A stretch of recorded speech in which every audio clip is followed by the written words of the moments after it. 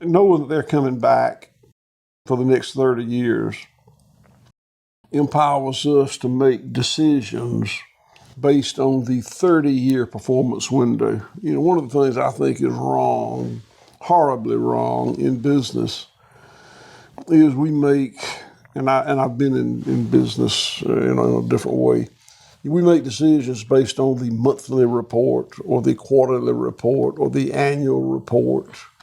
And we don't even think about those things. When we're considering an investment or a change or a modification, we think of it in terms of generational.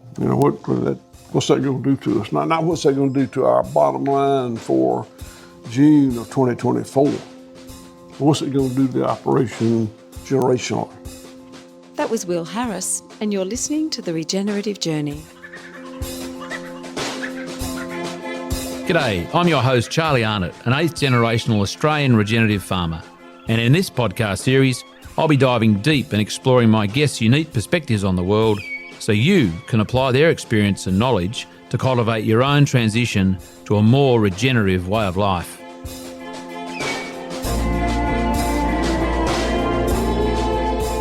Welcome to The Regenerative Journey with your host, Charlie Arnott.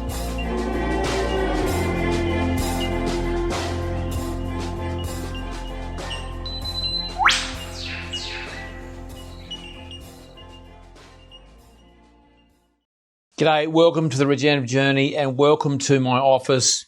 Check it out. You also I might be welcoming you to a bit of background noise of two Grahams on the whippersnipper in the garden. So hopefully that won't interfere with things too much. Lovely for the garden, but not so good for you guys. This episode of The Regenerative Journey is with Will Harris, as is most of the interviews in this series. We recorded it in the United States in July last year. Can you hear those lovely birds singing there? It's just so beautiful on this spring day in October. We interviewed a number of people in the United States in July last year. Will was about halfway through. We drove from, we were in LA for a few days. We flew into Memphis. We had a few days there. Lila had a birthday at Gracelands. It was awesome for the few days we were there. And we drove down to Will's at White Oak Pastures there in South Georgia, and we stayed there for 2 or 3 nights in one of their cottages in the town of Bluffton. And I have to say, it was one of the highlights of our trip. We very grateful to have met Will, gave me a couple of hours of his time for the interview in his office. And I might have mentioned this in the interview. His office used to be the courthouse in Bluffton. So many years ago, Will decided to, as he and his family decided to essentially revitalise the whole town because it was really struggling. He's done that in a number of ways. He does reveal a bit of that in the interview. But where his office is now used to be the courthouse. And the crazy thing is, over the road, there's this big old tree. I don't know what sort of tree it is. It's a massive tree. It used to be the tree they used to hang people out of, essentially, if they'd been found guilty of whatever in the courthouse over the road. That was quite haunting. However, it didn't take away from the quality of the interview and the wonderful, wonderful surrounds and the people of Bluffton. We had such a lovely couple of days there. They've got amazing cafe, shop there. We pretty much had 3 meals a day there, as does Will. He's quite the feature. It was such a lovely thing to sit down with Will in his courtroom, in his office.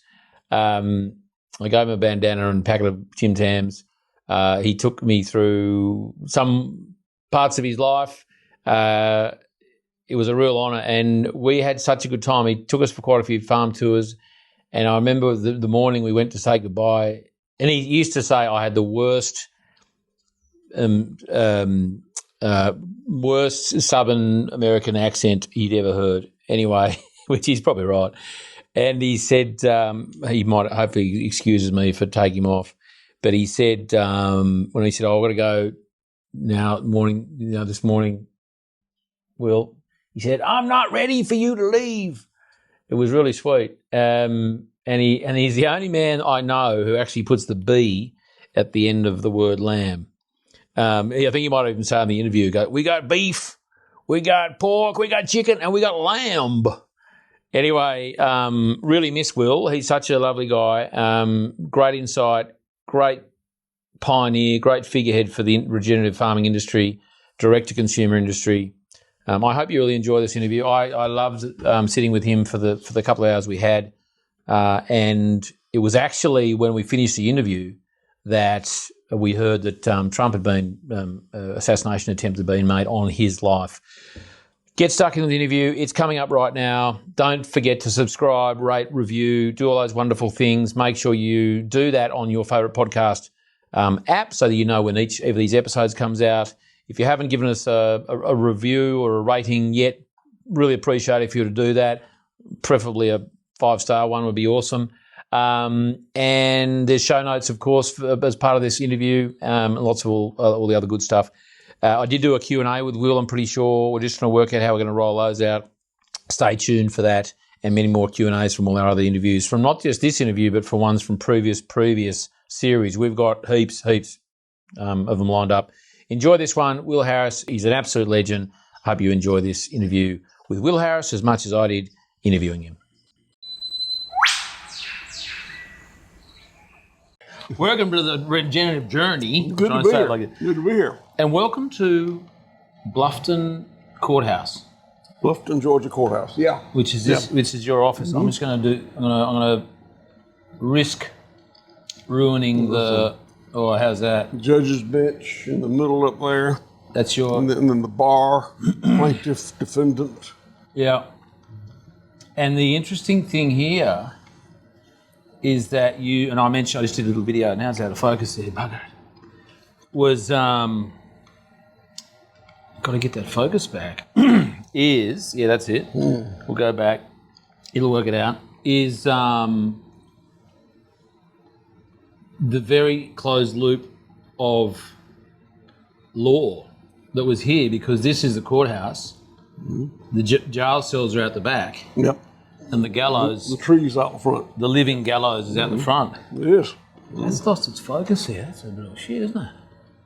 How do we get you back in focus here, Will? That's it. I'll work on that. If I get distracted, don't you get distracted if I'm trying to work that focus out. But we very seldom hang people anymore. And, well, I'm glad. Well, I was a bit worried today I might have copped something. I'm just going to turn my phone off. Will, thank you so much for... dinner last night. Oh yeah, let's turn that thing off. Yeah. Oh yeah. The machine up there. That's better. Yeah. That's going to make a huge difference. If it gets hot, we can have a break, turn that on, do the fan action. We've just spent a few hours with you in your Jeep, with me cradling your rifle in my groin, basically, That's right. which had me worried. But we just spent a wonderful couple of hours. You took us around pretty much all of White Oak Pastures. So thank you for that. I'm so grateful you've spent the time with our family to do that. This is all about you, not what we did. Will, can you start by telling us what it is about being here? What is it about being a fourth generational farmer that has his daughters working with him? Well, let's start there. Oh, now we've both got the croaks. Yeah. We've got water, we've got lozenges, so if we sort of have to stop and start and cough a bit. This lodging's just kicking my ass. Is that no No. good? Spit it out if it's no good.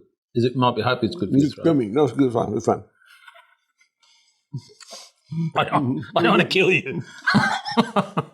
Yeah, we'll eventually be okay. Well, at least I guess I'm not a lozenge guy. Oh no! But knowing you just say yes. You go, let's give it a shot. That's your attitude. I've got a question. Yeah. Angelica has got a question for you about that. So let's start with you, fourth generational farmer, fifth generation's in the business. You made a lovely comment last night when Jody you had a chat about something and she walked away and you had this beautiful look on your face and you just said out of nowhere, how lovely it is to have your daughters there. Can you sort of step into that one a bit?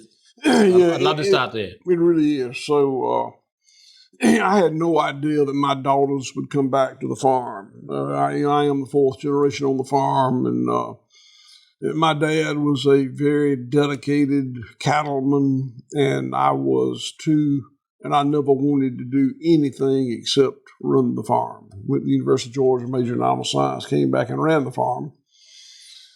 Married a lovely woman. We had 3 daughters and really good girls, and they weren't raised the way I was raised. They were raised to be very modern, young girls in their era, and their activities were dancing lessons and piano lessons and gymnastics and softball, and just never worked on the farm. And I never imagined they would come back to the farm. And they wouldn't have. While they were young, I started transitioning the farm into a very industrial monocultural cattle operation to what we do today, and I'm sure we'll be talking more about that. And I did not do it to attract my children to come back. I did it because I wanted to. But the best part of it is it did bring my children back. And 2 of the 3 and their spouses came back here and are actively involved in the management of the farm. And I'll be 70 this year. And it is very pleasing to me that I have a succession plan.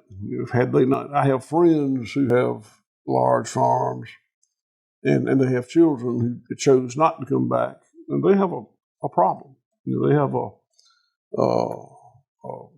they need to terminate their operation or something, and I don't have to do that. So how, I mean, it might be a pretty open-ended question, but like, what would you have done if they'd said, "Oh, look, Dad, this is lovely, but we just don't want to do it"? I mean, what sense would that have given you? I mean, all that hard work, not for nothing, because you've obviously worked and it's been what you wanted to do. As you said, it wasn't something you wanted them to necessarily come back. You didn't set it up for them. But I mean, and I guess as you said, it's something that a lot of farmers have to face. In succession, it's a really tricky thing. Yeah, and luckily I did not have to deal with that.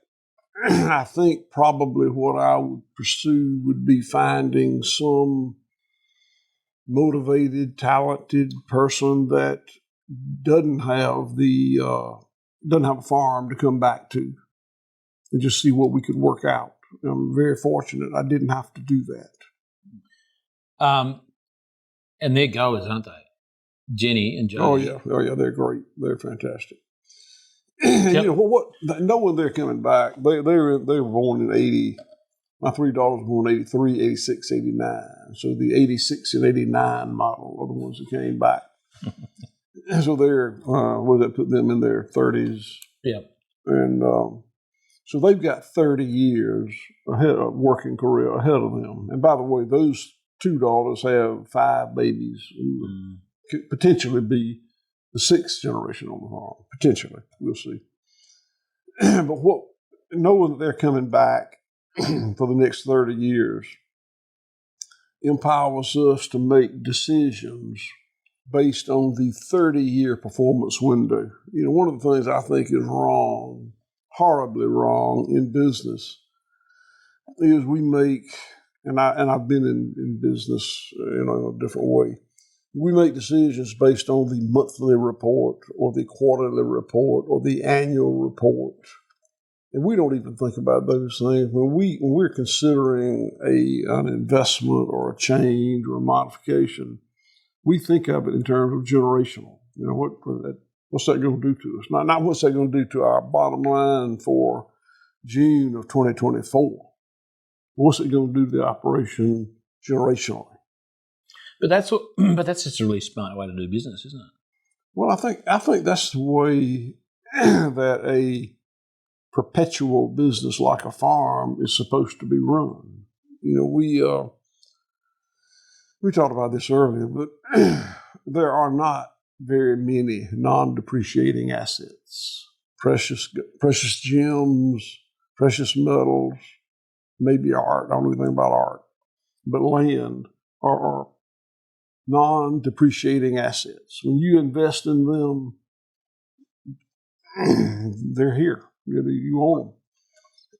And of the non-depreciating assets that I know of, the only one that yields a return is land. And it yields a very, very small return, very small percentage. But it does. And planning an operation to keep a family together and to grow a farm, much of which is the investment is the land, is a different kind of rodeo than running a retail operation or manufacturing operation or construction operation. I mean, nature doesn't work month to month, does it? That's exactly right. Perpetual. It's just on, and you're a cycles man, yeah. That's how I think. Is that how Jenny talks? And you mentioned it today. Like you're not linear. You work in I think very in a very cyclical way. It's very difficult for me to have a linear conversation. I get off on other tangents, and there's been several things I've started with you. I didn't finish it because I got off on something else, and that's what works well for a farmer and some other professions. If you're going to be an engineer or an accountant or a number that linear focused view is very desirable. But if you're going to be working with the cycles of nature, it's really a beneficial way to think about things. Well, I guess it's a great example. Accountants, there are not many variables, are there? In their business, they've got clients, they've got dollars in, dollars out, they've got their procedures. In farming, there's so many variables, many of which are out of our control. So if we're too rigid and we're too prescriptive. Yeah, I think that's true. And I think there are other things. I think that there's just... And I think that one of the great ills that that's happened post-World War II is to try to bring that very linear approach to agriculture. The fact that we operate so predominantly as monocultures.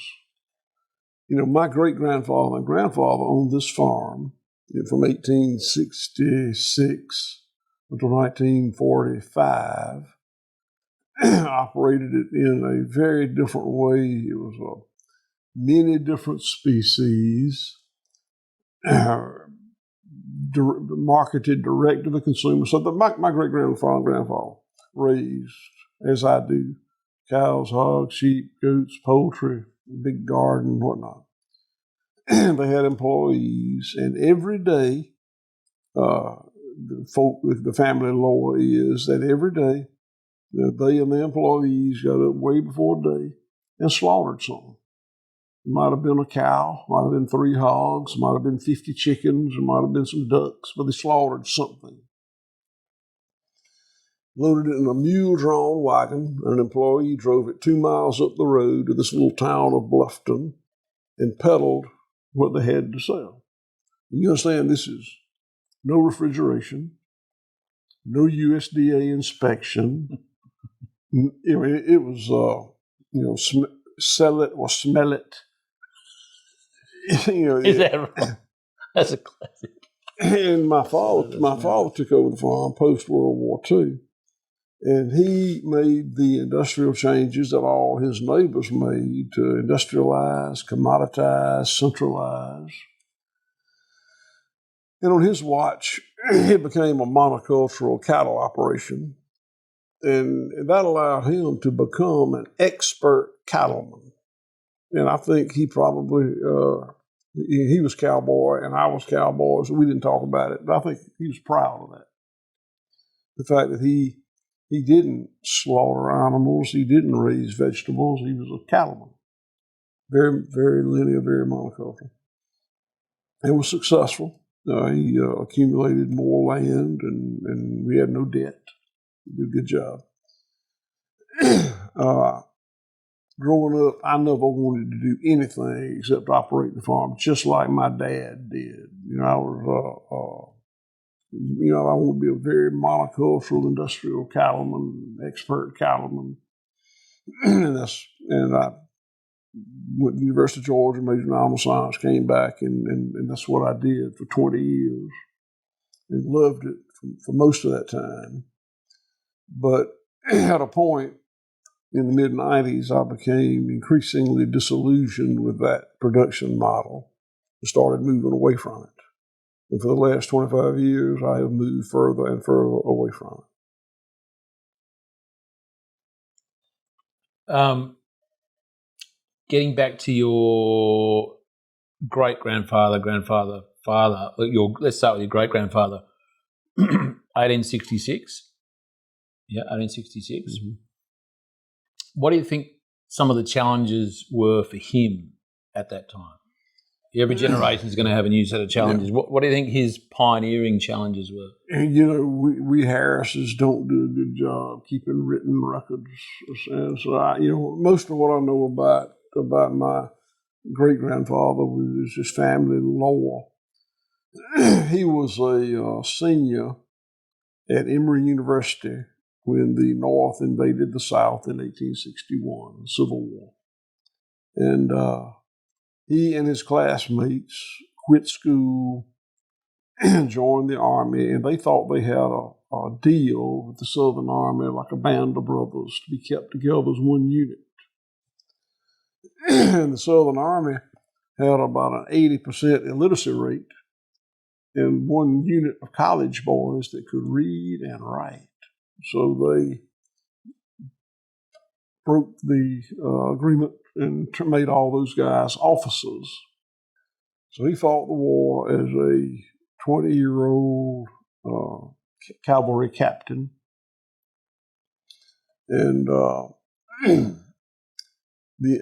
don't know exactly. He had a farm about 40 miles north of here. And I don't know exactly what happened, but the farm was somehow lost in the war.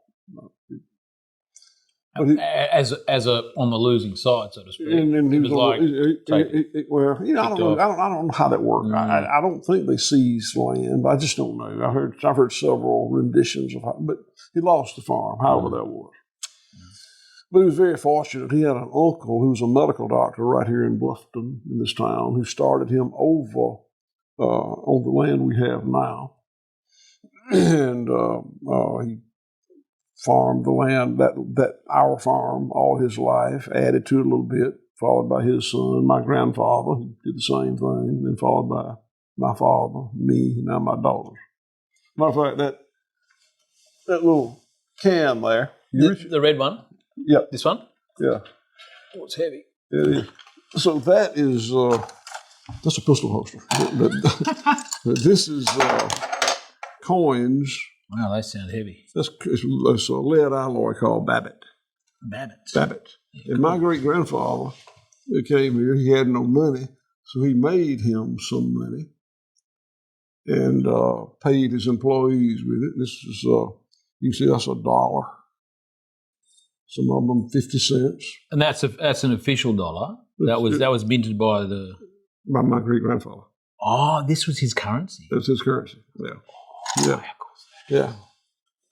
Is that right? And he made... They're 150-something years old, so they're worn, just about worn out. And did he have to forge that? Like, did he make the Babbitt, or you buy it in sheets or something, and then he pressed it? Do you know what Babbitt is? No. So in the days before ball bearings and roller bearings, they had Babbitt bearings. And like if you had a water wheel, the shaft, of a steel shaft, you would have a Babbitt bearing holding it up, and it would be a wear item. It's soft and it's allowed to wear out. Yeah. And then once a week, you jack it up, put a new Babbitt bearing on, take the old one off, melt it. It's got a low melting point, and then pour another one. Yeah, so we have one for next Saturday. So that they were familiar with pouring Babbitt. So he made his own money with Babbitt. That's fascinating. And my grandfather continued to use Babbitt.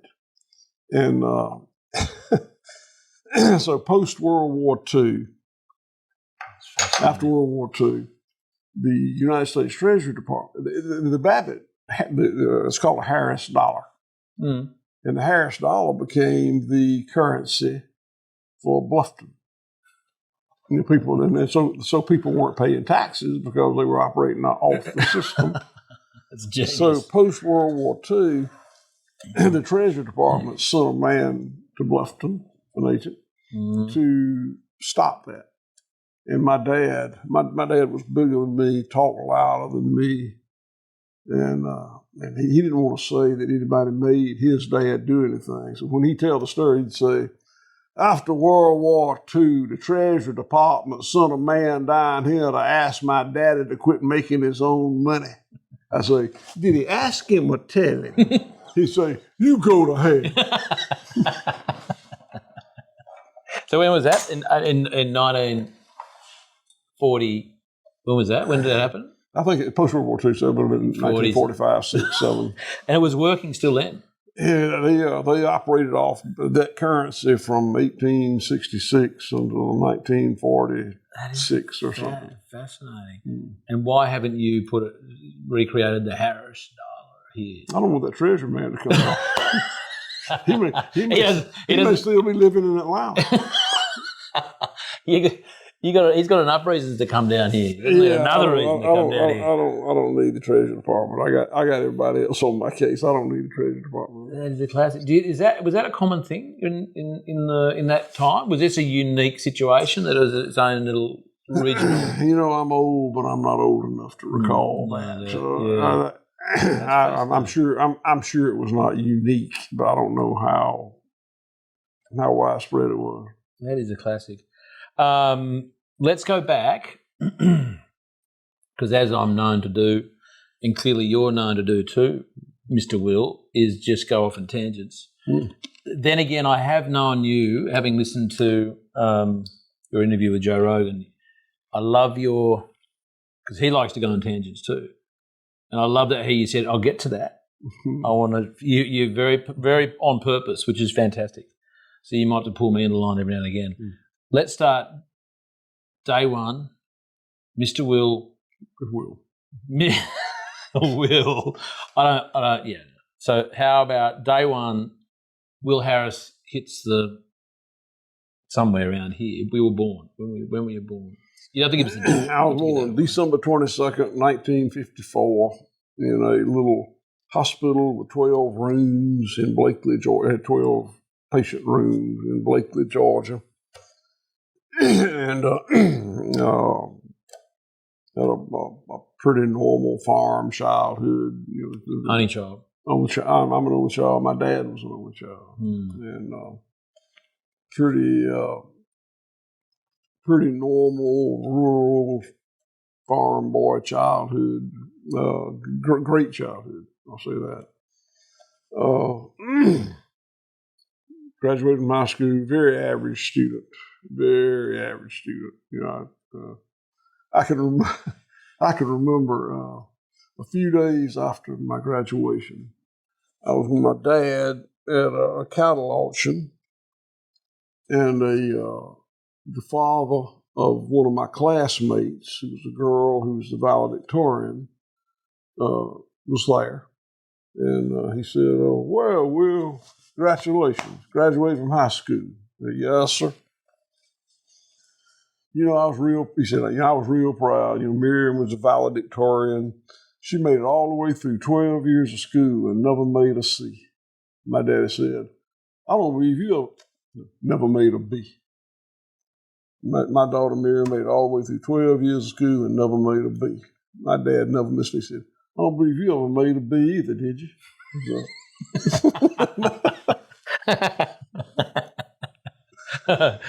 Classic. But you know what?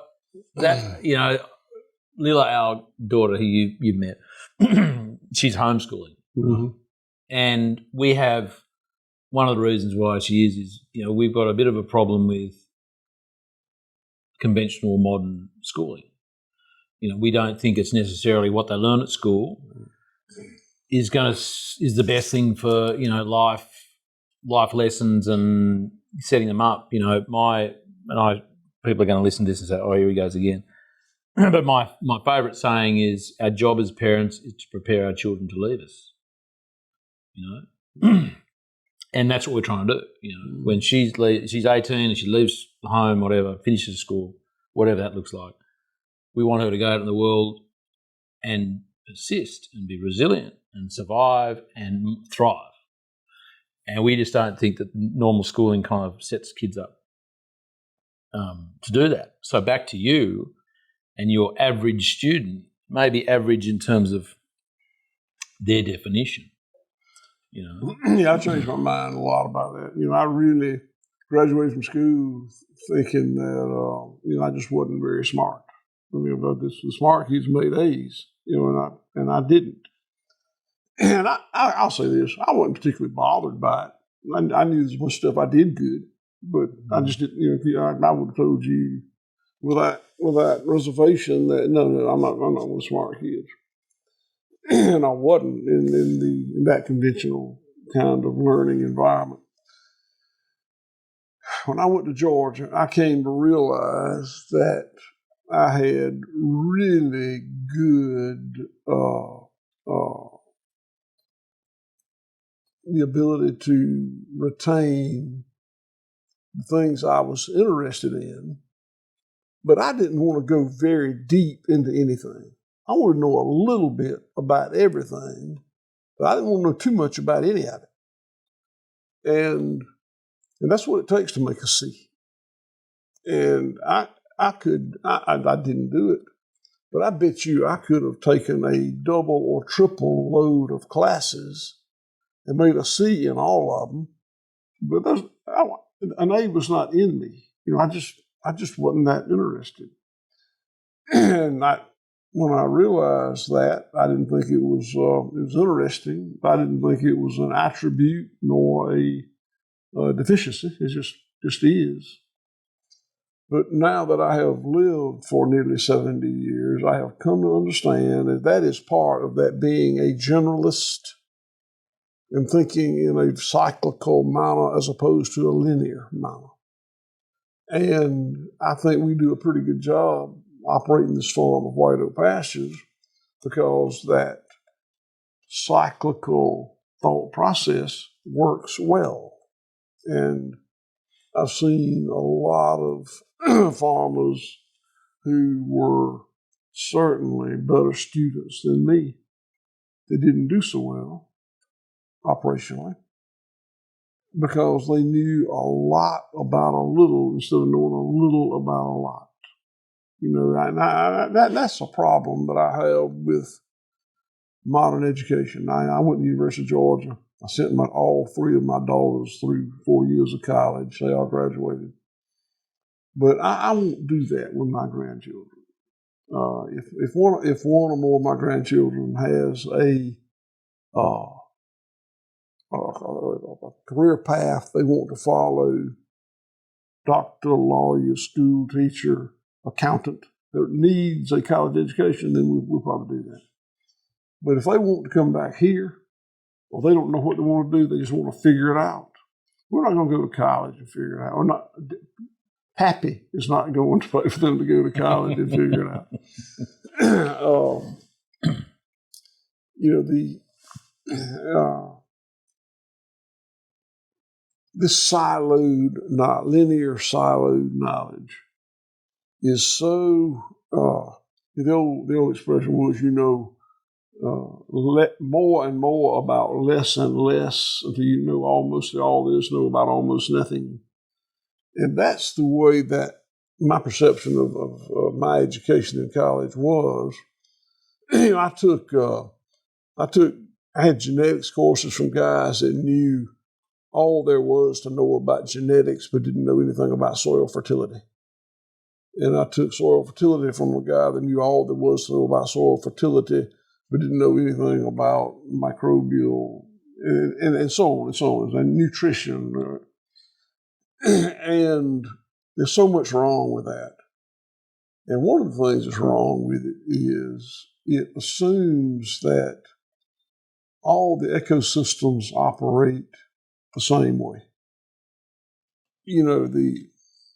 I have great strength in the belief that the cycles of nature are what drives what we do, particularly here on this farm, but then beyond that. The soil cycle, the water cycle, mineral cycle, the carbon cycle, the grazing cycle, and we just own and on many cycles. Some of them we probably don't even recognize. And that's what makes life work. And that's what and when those cycles are operating optimally, it spins off an abundance. And that abundance is what I produce, it's what I live on.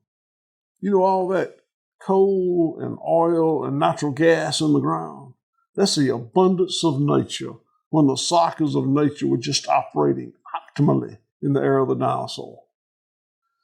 And today on White Oak Pastures, the cycles of nature operate far more optimally than they did 25 years ago because we've worked on them. We've worked on fixing them. My dad started in 1945, and I continued on until 1995, breaking the cycle, overtly, intentionally breaking the cycles of nature, forcing a monocultural production of tufted 85 Bermuda grass grazed by cattle. If you lived on my farm and you weren't tufted 85 Bermuda grass or a cow, I'd kill you. And I was really good at killing things that weren't tufted 85 Bermuda grass and cow. Side means kill. Homicide, kill people. Insecticide, kill insects.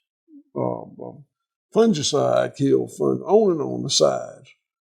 And what I became was an expert at using the sides to kill things to promote the monoculture. And the monoculture no monoculture, but the monoculture that I had of grass and cows weren't producing an abundance. I mean, I was producing a product I could sell, but I was throwing the cost off for somebody else to bear. So my farm is on Devil's Branch. It flows into Spring Creek. It flows into the Flint River. It flows into Apalachicola Bay, which is the Gulf of Mexico. And there's a dead zone in Apalachicola Bay that's as big as the state of Massachusetts. It used to be a thriving oyster ground. But all the pesticides that me and my friends and relatives and neighbors have destroyed that. It's a dead zone now. So that's a cost. And me and the other people that created that cost aren't going to bear it. Everybody's going to bear that cost. And nature's bearing that now too, yeah. Nature is bearing that cost. I mean, the destruction of it, the industry that's not there anymore. Don't you worry about nature. She'll bat last and have her way. But yeah, I worry about the fact that we're driving so many species, plants and animals and microbes into extinction. I believe that every ecosystem has plants and animals and microbes that work in symbiotic relationships with each other to create the abundance. And when a plant or animal or microbe is driven into extinction, it's going to change things. Now, nature's powerful, and something else is going to happen. But it's going to be different. We've changed the direction. So, I worry about these things. And it's often the thing that jumps in is worse, right?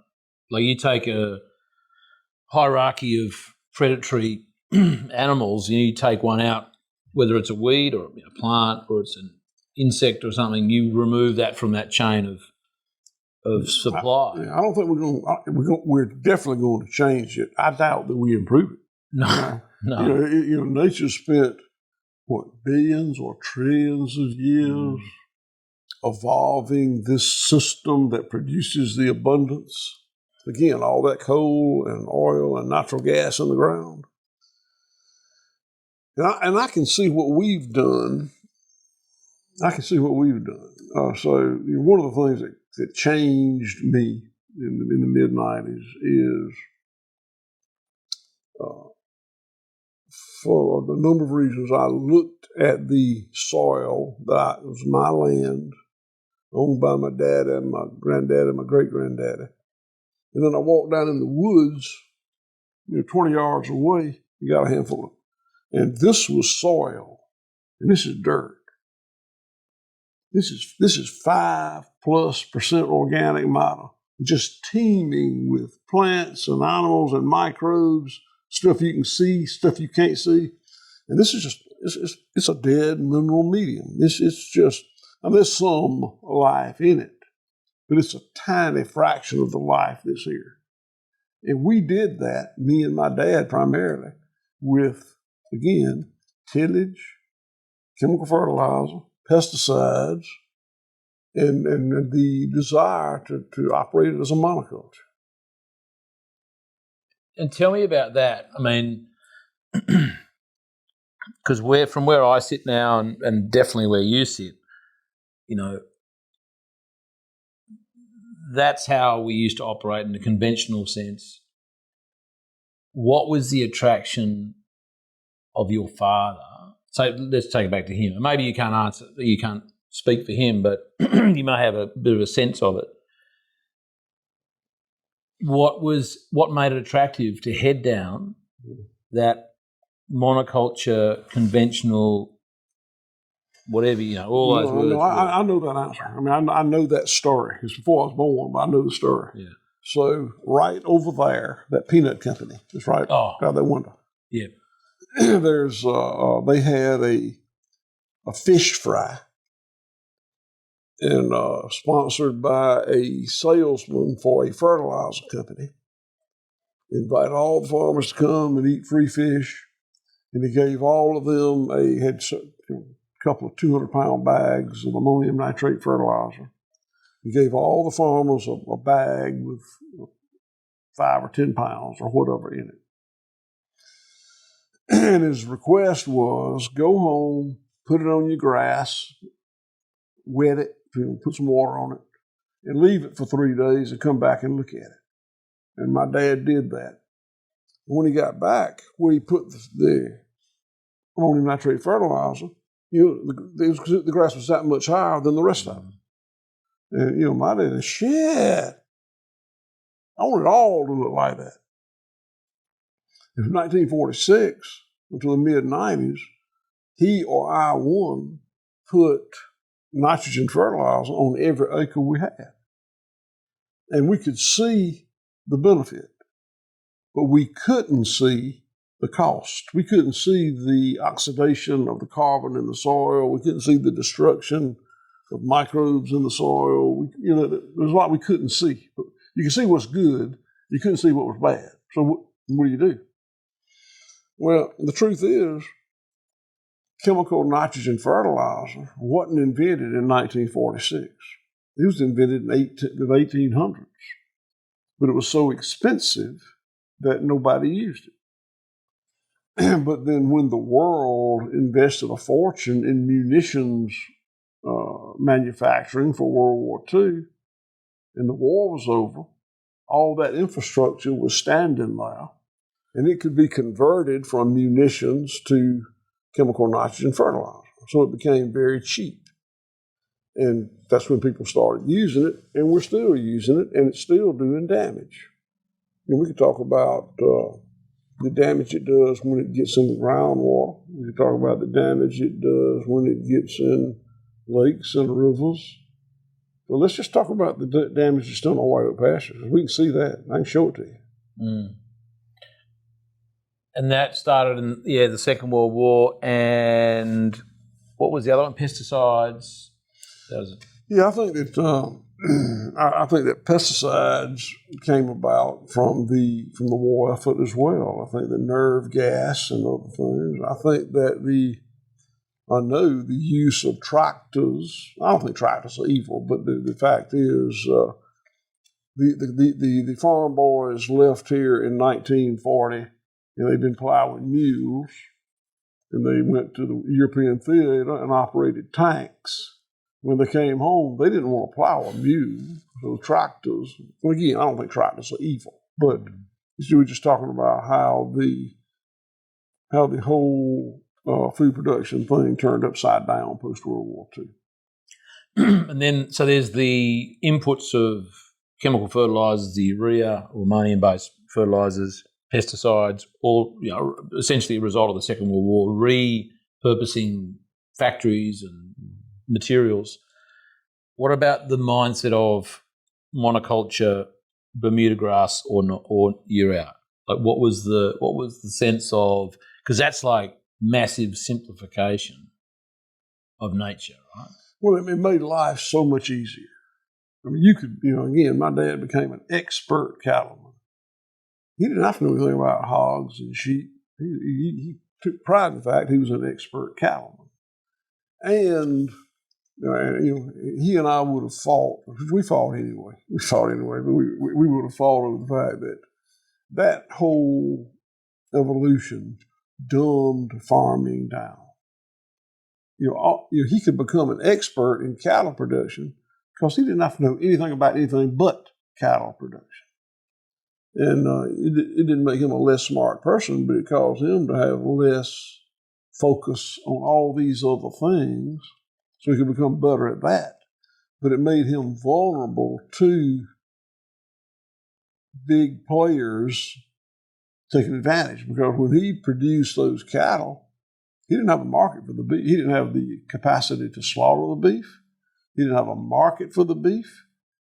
So he was, it didn't happen all at one time. But since that time, we've been increasing, from a marketing perspective, we have less and less and less players to market to, who had more and more and more market power. And that's why the percentage of the food dollar that the farmer gets is so much lower than it used to be. I think it's, don't hold me to these figures, you can look it up, but I think it's less than 15 cents. And it depends on what commodity you're talking about. I think on the average it's less than 15 cents of the food dollar goes to the farmer. And, in White Oak Pastures, 100 cents of the food dollar goes to White Oak Pastures. Now, I got a lot of costs, but I don't mind that. White Oak Pastures is the largest employer in Clay County, Georgia. You're in Clay County, Georgia right now. Clay County, Georgia is the poorest county in America. We got 170 or so employees. Payroll is about $100,000 every Friday. And I get 100 cents of that dollar. Now, I spend $5 million a year on payroll, but I spend $5 million a year on payroll in Clay County, Georgia. It stays here. I don't get to keep it all, but it stays here. It's a much healthier system. It's healthier for other reasons too. When we had the pandemic, the big slaughter plants closed down, and it could have happened, but I'm very proud to tell you, we never missed a day slaughtering cattle, not one day. So no one turned up here and said, shut down, there's close contact, there's disaster. There was that discussion, but nobody made me do it. Somebody's going to have to make me do that. And nobody showed up to make me do it. We served food. We got a restaurant, and they did tell us we couldn't serve food anymore, but we did, and we just never quit. Now, of my 170 employees, probably all of us got COVID at some point. I did, and I feel like everybody did, but not one day. We kept working. I don't think I've ever videoed a TV screen before, but during that COVID panic, I was watching CNN one morning putting on my boots, and the CEO of Tyson Foods said the food production chain is dead or something to that effect. And I snatched my phone up and videoed it, and we didn't know what happened in Bluffton. We heard about it, but we kept operating. But isn't that a great lesson though? Like that's like a shining example of resilience, sovereignty, fuck the pandemic and all the other stuff that happened around that. I mean, that's a whole other conversation, but it's like, what a shining example of resilience in a community, employment, food supply, sustainable, the economics, the whole thing, health. I mean, and the food that you continued to supply was the most nutritious stuff that people could have anyway. Well, I think we are quite resilient, but the real strength of it is, if we did falter, it wouldn't starve the whole country. I don't. I think that one of the many places we've gone wrong is this centralization of food production, so that we're producing so much of our food, not just meat, whether it's oats or rice or grapes or whatever the livestock, probably especially, but it's so centralized and controlled by so few players that, and let's talk about this. Those big players have achieved incredible efficiency. Everything that's been done for the last 80 years has been to make it more and more and more efficient. And I'm going to tell you now, efficiency and resiliency are yin and yang. The more efficient, and I'm not anti-efficiency, but I'm here to tell you that the more efficient a system becomes, the less resilient it is. The higher you build a building, the greater the opportunity for it to fall. So, I think that we've really taken great risks in making this uber efficient food production system that could fail. And do you put that under the banner of industrialisation? Is that kind of centralisation? Centralisation. I think, what's the difference? What you tell us the difference? Yeah. I think there are three things that I'm in opposition to: industrialization, commoditization, and centralization. And we can talk all day long about all three of them, but centralization is kind of, and they're all part of this conversation, but centralization is the small number of really high volume food production and processing centers that we've got, as opposed to a decentralized. So centralization, commoditization. There was a time when my great-grandfather and grandfather were running this farm.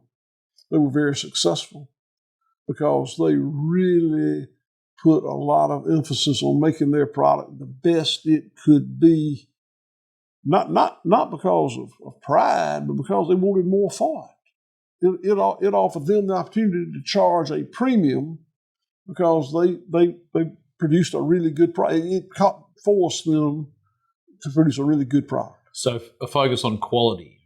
And commoditization, on the other hand, is putting a lowest possible acceptance of what you're producing. And if you are focused on quality, selling into the commodity market, you go broke. Because what you need to be doing is producing as low a quality, cheap a product as you can to get the commodity price. And high turnover. Yeah. And then, of course, industrialization is this what we were talking about earlier, moving this whole production system from that very cyclical appreciation to that very linear approach. So commoditization, centralization, industrialization.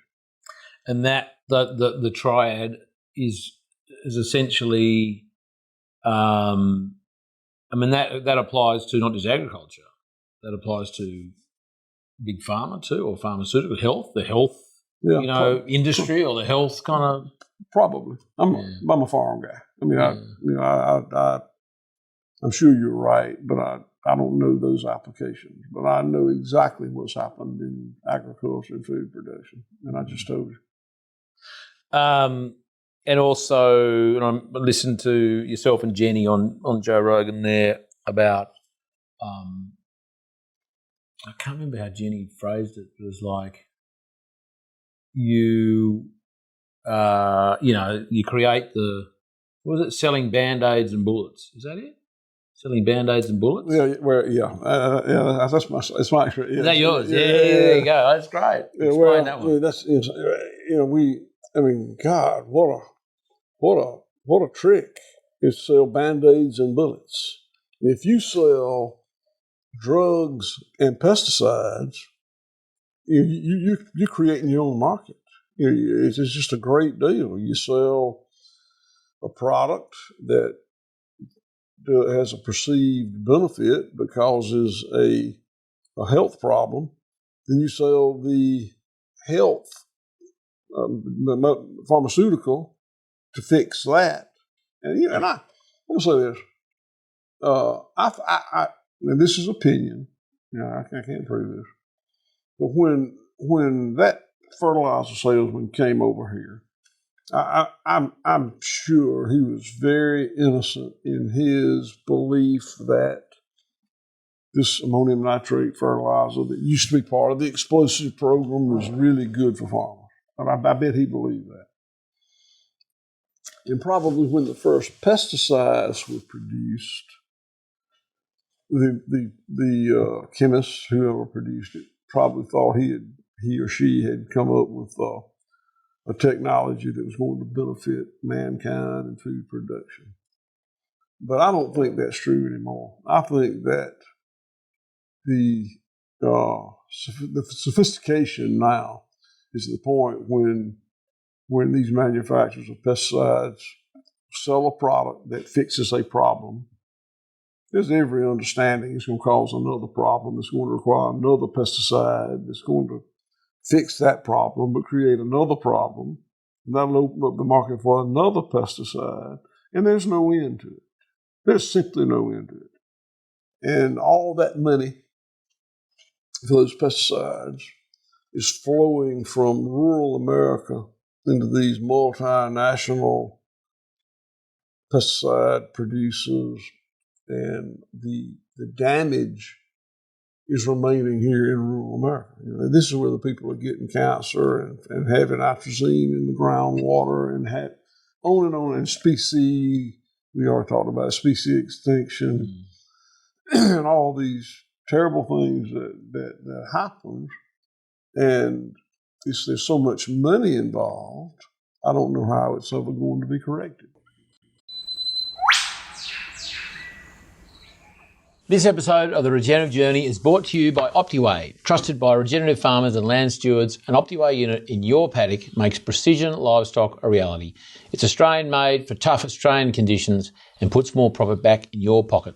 Visit optiweigh.com.au/Charlie875 to save $875 on the purchase of a sheep or cattle unit. We actually have one of both, and we've got another sheep one coming next week, and I can't tell you how much control it gives us. We know every day the average of each mob they're basically an in-paddock weighing machine.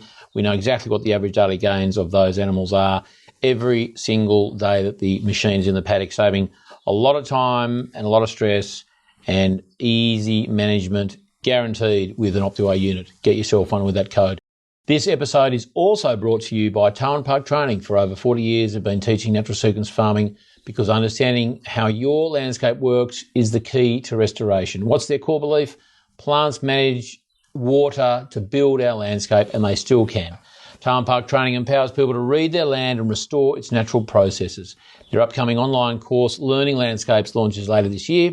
Head to tarnparktraining.com.au/Charlie Arnott to register your interest and receive 10% off when the course goes live. I can't tell you how much I would encourage you to get on down to one of their courses. We've actually hosted 2 of their courses here in the last 4 or 5 years to great success, and we have a number of their contours that Stuart Andrews has designed in a number of our paddocks, and we had some rain last night, 16 mils, and they've collected water. The principles are very, very sound and the practice is easy. So register your interest there for 10% off when the course goes live. Check out all the other courses they're doing. An absolute must if you're keen to restore the hydrological function of your landscape.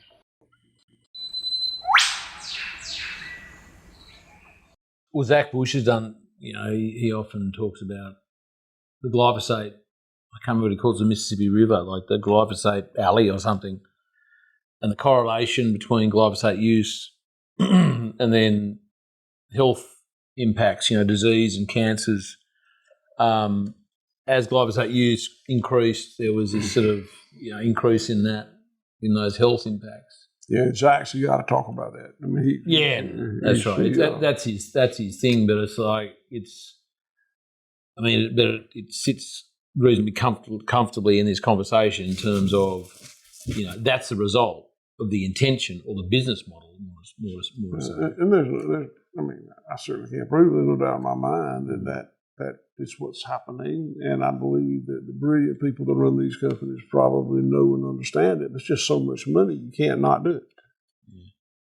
Tell me, I put a little call out to some of my followers, people the other day, yesterday I was actually, and I said, have you got any questions for Will?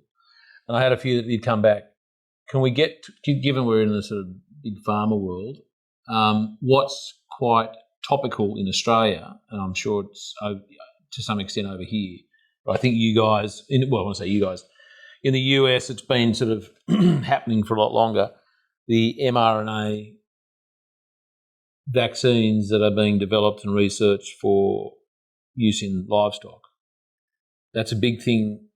Like literally in the last couple of days there's been reports about different departments funding research with other organisations, and I think a pretty clear signal that is going to be, encouraged and supported to be made available for livestock use, if not mandated, hopefully not. Where's that up to over here? Have you got a view? Yeah. I can't tell you I know a heck of a lot about mRNA vaccines, but I can tell you that when I was operating uber industrially, my drug salesman loved me and I loved my drug salesman. And he would come by and say, we've got something new. And when he said that, he had my rapt interest. And whatever he had to sell, I would buy it. And I simply gave them everything that the drug salesman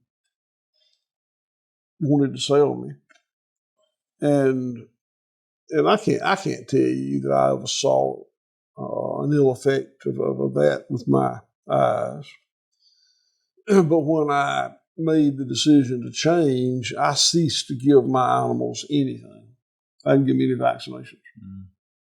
And I did really well. They were fine. At a point, we have a disease called blackleg. You have that in Australia? Mm-hmm. It's in the soil, but it doesn't manifest itself unless the conditions are just right. So 1 year I lost, a dozen or so calves to blackleg. Hadn't given blackleg for years, hadn't lost any for years. That year, I guess the conditions were just right. We lost some calves. And I told my guys, you can go back to giving them blackleg. And we do, the vaccine. Okay. And but I don't think we give them anything else. And I think that blackleg vaccine's got some other things in it. Like a 5-in-1 or something like that. Yeah. But we're very lean on the side of giving vaccines or antibiotics or ionophores, and we don't use any fly control at all. And you certainly advertise, front and centre, you're not using glyphosate and not using, I can't remember what the wording was, chemicals generally, certainly in the paddock situations. Yeah, I hadn't used any chemical in probably 20 years, any pesticides on 20 years. I got a new pest, a non-native invasive plant called tropical soda apple, and it is kicking my butt right now. And now we bought a big 55-gallon drum, no, it's 100-something gallon drum of an organic spray that's supposed to. We're experimenting with it. I hope it does it. So it's a commercial product you've found that someone else makes. It's not a brew you put together. No, yeah, I bought it. And that's from an organic provider, and I hope it does. I hope it works. I don't know what I'll do if it doesn't. We'll figure it out. But it's a problem. It's a non-native invasive. What that means is it came in here from somewhere else, and we have not brought in what controls it where it was. When you've got a biome, you've got all kinds of living creatures, and you've got things that control those living creatures. And we do things that get it thrown off. And of course, in the case of this, I think that, I don't know how I got here, birds or whatever, but it's here and it didn't used to be here. Is there a biological control? Is there a bug or a beetle or a weevil or something? So the University of Florida, in Florida is 50 miles that way. Mm-hmm. The University of Florida brought up some beetles from Paraguay or Uruguay, South American country. And it was cleared. They were found, believed to be safe, not become another pest. And they sent me some to try. And some days, this is last year, some days I think they're working, some days I think they're not working. But the concern was that we're a little too far north, that they may not overwinter. So I don't know whether they're working or not, but they're certainly at this point not adequate. And nothing's going to eat it. Like your goats not eating it, sheep, nothing. Tastes like shit. Well, it's just arm. It's got thorns on it. Yeah. My cow manager told me he thought he saw some cattle eating really young, tender stuff, and I can't catch him doing it. He may be right, but I've been. He's able to spend more time with them than I am. But I spend a lot of time, but he's more. So he would see it before I would. He thinks he's seen it, and maybe it will. Maybe they'll develop an appetite for it and help control it. And, I guess I've seen things like that happen before. Yeah, and I guess the more diverse their normal diet is in their pasture base, the more they might be inclined to nibble on it every now and again, because it's sort of, something in there, they're so clever that something that in this diverse pasture might offset toxicity, or even things like you said magnesium, do you put out is it bentonite or dolomite? What do you put out? What's your magnesium? I don't know. Yeah. I buy it from a supplement company. Yeah. And the tags here somewhere. Yeah, that's cool. Well, because something like dolomite, being like a clay, it'll help, drag out some of those toxins. But anyway, that's a whole other thing. Tell me, I'm going to step back in time again to get a bit chronological. Home to the farm. No, Georgia State University. University of Georgia. University of Georgia.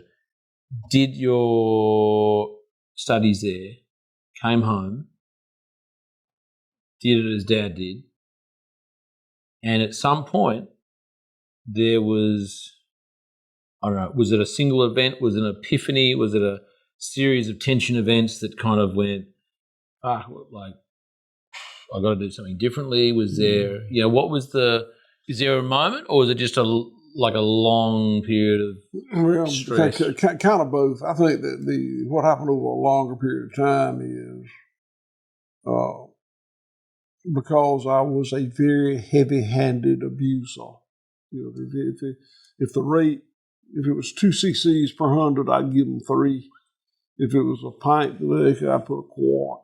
So I think that had caused me to start to see at some level the unintended consequences of those technologies. What did you see? What were you saying?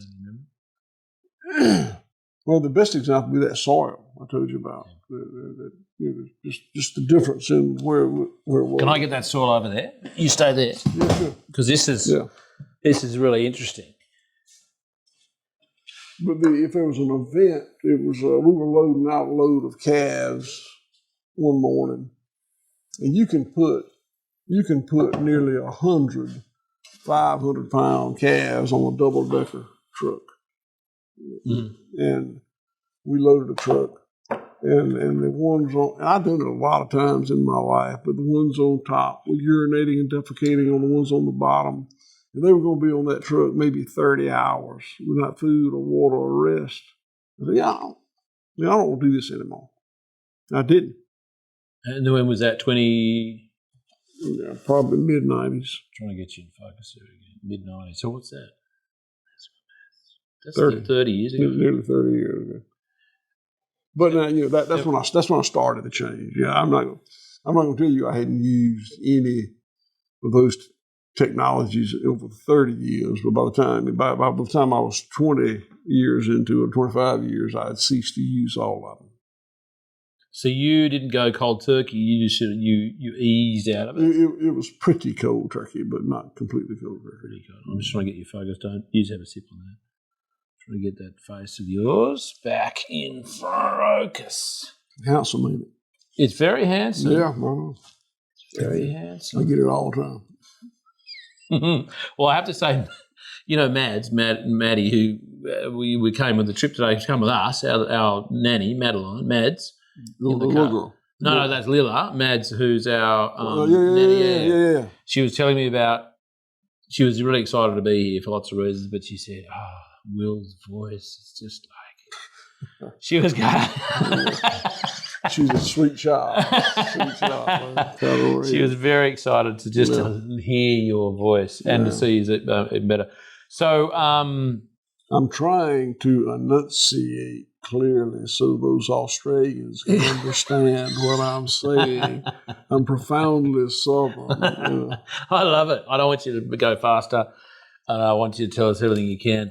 Tell me, so over that 5 years, what did that look like? That change. So you went, those weaners shitting and pissing on each other, and there's like, I cannot do that. What was the next step? What was like? Did you sit down there and write a list of things you didn't want to do? Did you? I don't list. I don't write lists down much, but it's the equivalent of that. The hardest thing I did was give up ammonium nitrate or urea fertilizer. That was hard, man. It was so hard. It's just such a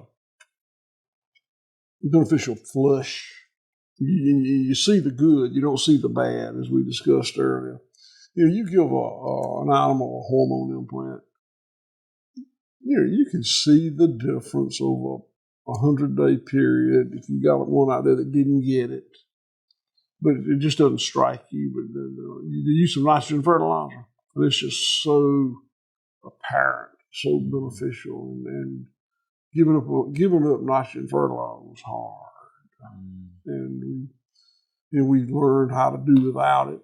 And then the same true with some other inputs. It's hard to give it up. I've never had a drug problem, but I can understand people who have drug problems. You had an addiction. I had an addiction. Yeah. I did have an addiction. That's exactly right. And you said you got rid of the vaccines. You went, I'm not going to do this. Like back then, you didn't do any of that.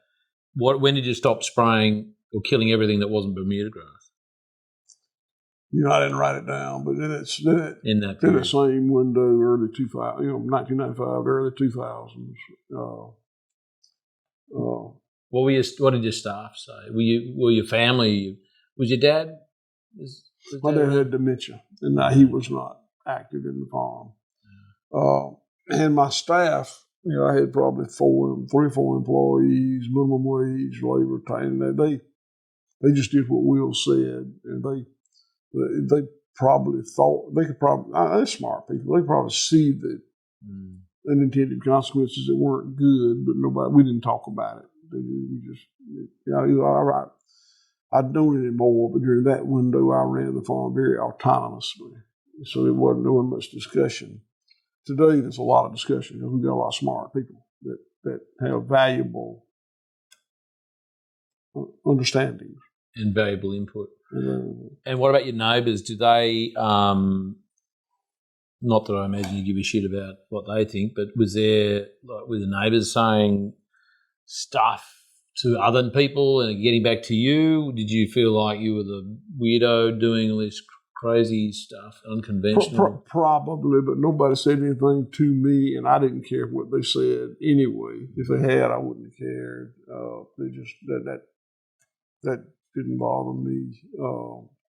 I'm sure they would have liked it if I was a 102-pound Vermont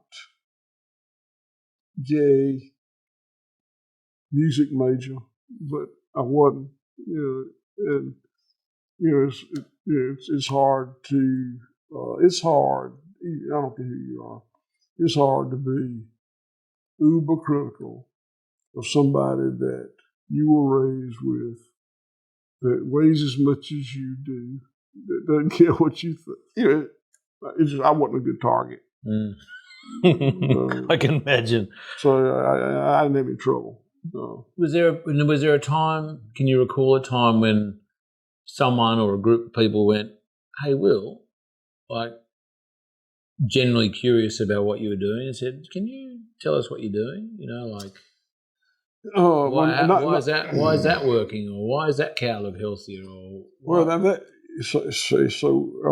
Not my neighbors, because my neighbors are very never the neighbors. They're good, huh? There's never the neighbors. Yeah, well, my neighbors they're good people. Yeah. Now let's just be clear: they're wonderful people. Totally. They're family people. They work hard.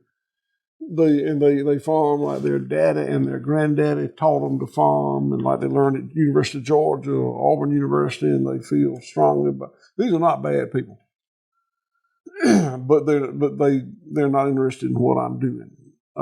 But now we do have people that come here, and in fact I formed a 501c3 nonprofit. You know what that is in this country? To educate people and train people, and we do that. We've got a person to run that, and they hold sessions. We have a meeting place up here that we have classes. It varies a couple times a month. Be 15 to 30 people that come here, and we teach them what we know. And that is the Centre for Agriculture Resilience. Yep. Is that online, or that's all here? It's online. It's online version as well. Oh well, it has a website. Yeah, but to join the curriculum and go through that, it's a face-to-face here. Yeah, I think they're looking at putting the curriculum online, but they hadn't done it yet. This is not for a long time, the only funding it had was me. And now we get a little funding from other people since we got the nonprofit status. But you don't have a lot of money, so we just got to do it as we can. I never intended for it to be a road show. I strongly believe that one of the things we do wrong is treat every ecosystem similarly, when every ecosystem is very specific. And I don't want my people going to the mountains or the tundra or the plains or the tropics to tell them how to do it. If you want to come here, we know how to do it, and tell them. So I guess that's about, show them what you're doing literally and, theoretically, and give them the choice to adapt to their environment. Yeah. Yeah, we're not. I mean, we don't try to force feed anybody anything. We just give them the benefit of our experience and what has worked, and we don't mind telling what don't work, what does not work. Mm-hmm. Just about that, Angelica asked you the question there in your Jeep before, and I want to go back to that, and it was around making mistakes, or some people call it failures, but I get a strong sense from you, what I know about you, and the conversations we've had. Getting something wrong is not a mistake; it's not a failure. What's your attitude to that? Well, the difference between a mistake and a failure is when you make a mistake and it whips your ass. A mistake is you make a mistake and you fix it. And we've had a lot of mistakes. I don't think we've ever had a failure because I think one of the things we do well is acknowledge the mistakes we make. We make a lot of them. And it does not embarrass me one bit to say, whoa, I thought that was a good idea, but it's not. Let's quit doing that. What can we do to fix what I have done? And I did it. I need you to help me fix it. Mm-hmm. And I told you earlier, it amazes me how people don't want to do that. And it just doesn't bother me a bit. I'm very bold about making decisions, making changes, and I'm very open about the fact that some of them work and some of them don't. And I knew that up front. And when one don't work, it just don't work. And we're not going to do that anymore. And we got to fix what we caused. And I'm always surprised when people make mistakes and then want to deny it didn't work. That just amazes me. So is there any advice you can give? I mean, you have interns that come here, so they're really hands-on for 3 months at a time. You have people listening to podcasts. You've got your book. You've got the Centre for Agricultural Resilience. What message in any of that or all of that do you tell those generally younger people, I guess, and they don't have to necessarily be young, who are wanting to change? Is there any sort of messages you have for them about, that failure, mistake kind of concept? Yeah. Let's just talk mostly about all those people, really, but the interns that come here. One of the things that I drive home to them is, I tell them there are 3 legs on this stool. There's production out here in the field, and that's the fun part. That's what we all want to do. And then there's processing, which is making it marketable. And then there's marketing, which is monetizing it. And a mistake I see so many people make is they fall in love with the production side of it. I mean, it's hard not to fall in love with the cycles of nature operating optimally, producing an abundance. That's good stuff, and it's fun. But consumers don't buy hogs and cows and sheep. They buy beef and pork and lamb. Lamb. I love it. And they're not going to buy but so many tomatoes, and not going to buy but so many carrots. And all these things that we produce in these wonderfully operating ecosystems that we develop has got to be made marketable. And then after you make it marketable, you got to find that market. And I told you this is the poorest county in the country. I don't sell much in this county except to my employees, and they get it for half price. So, I would go broke if all I did was produce and sell here, I'd go broke quickly, very quickly. So finding those markets that will pay my cost of operation is 3 days on the stool. That's great. I love that. That's it's so simple, isn't it? This whole thing's pretty simple. Yeah. That's part of that. Not being a linear, I don't see much. If this wasn't simple, I couldn't do it. But not the irony, but the interesting thing is, you're running. A simple business. I mean, there's complexity. Actually, let's talk about that. Complexity versus complication. Can we talk about that? Because there's a difference, right? Mm-hmm. And it is, and I think it kind of gets back to that linear versus cyclical. A complex business is very cyclical. A linear business is very complex, complicated. I said wrong. Complicated. And I think that whatever business you're endeavoring to operate, you got to figure it out. You got to figure out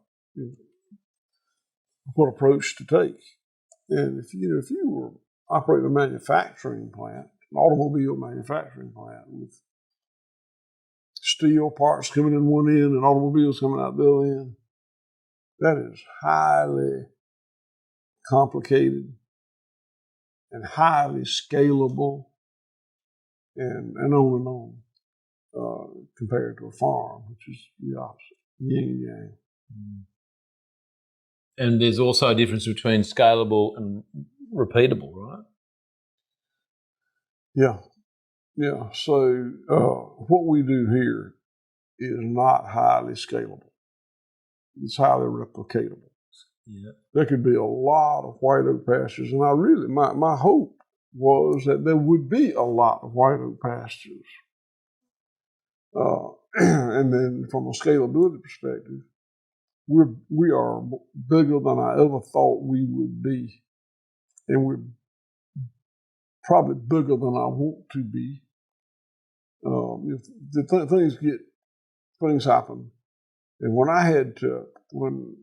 I ran out of processing capacity 20 years ago for my cattle, and had to go to the bank and borrow $3 million and build that processing plant that I showed you, I had to scale up to $20-something million because I had to kill that many cattle so I could service my debt, so I could make my business work. That was not best case. Best case would be a co-op. I'm not really basically a co-op guy, but I do recognize the benefit. I do see how they can work well. Or somebody deciding to take on that processing function for a group of farmers, which is what I would prefer to see. There are a few of those in this country. And I would have been a happier camper the last 20 years, if I had not had to build that processing plant. It's still the part of my business that I enjoy the least. I love what's going on in the pasture. The processing plant, it's highly regulated. We do, and I'll say this: I do as little of as I can. I got some really good people running that plant, and they are not micromanaged. I can assure you. They do a good job, and it's fine. But it's also, as you said, it's essential now for your business to value add. You got to that point where you either had to, I think you might have said it yesterday or today, you got to that point where you had to shut it all down or go to that next step, You had to get big or get out. When I started transitioning the farm from the industrial model to this model, I never intended to build a processing plant.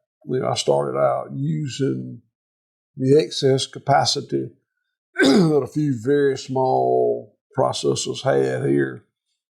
2 cows here, 1 cow there, 3 cows over there. And there was a market for the product, and it was working okay. And what they were charging me was okay. It was all fine. But they could not do enough volume for me to make my business work. I was losing money because they weren't doing enough of them.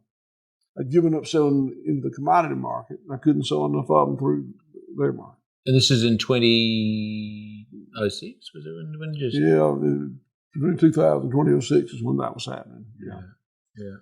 And I tried really hard to not build a processing plant. I made these other local owners deals that I would finance the expansion of their plant and do business with them, and they could, and they just didn't want to do it, and I didn't blame them.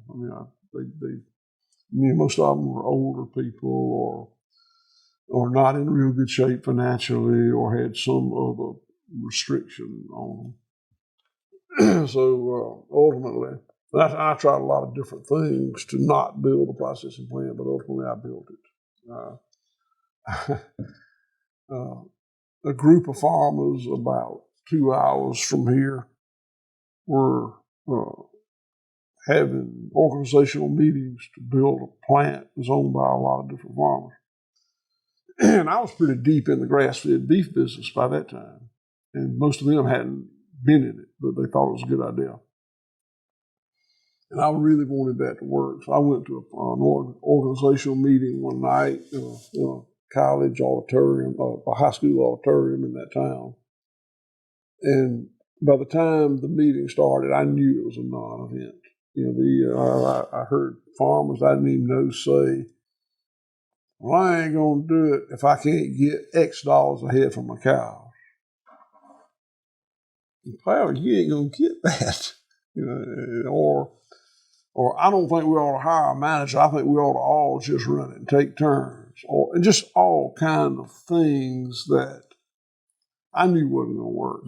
And so when the meeting started, I was in there about 5 minutes, and I left. And then on the way home, that 2-hour drive, is when I decided I was going to build a plant.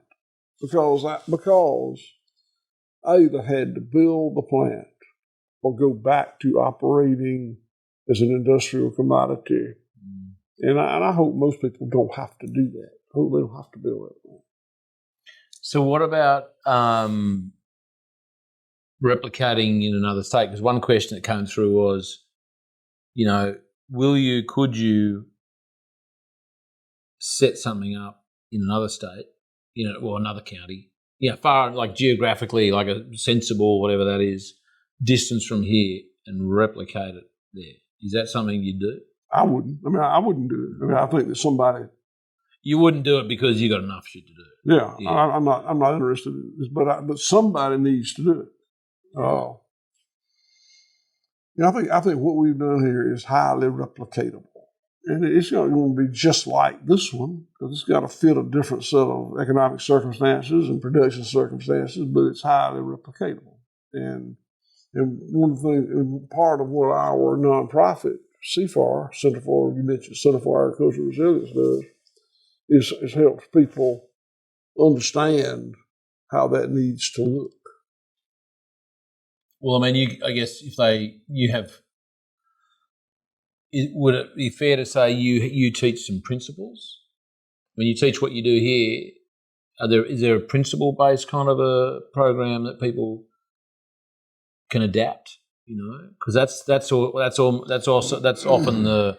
the issue, isn't it? People go, "Oh, I'm going to do what Will Harris does, and I'm going to be in Montana, and I'm just going to do this, I'm going to do that," and it's just not going to work. I guess it's all care, no responsibility. Yeah, I think there's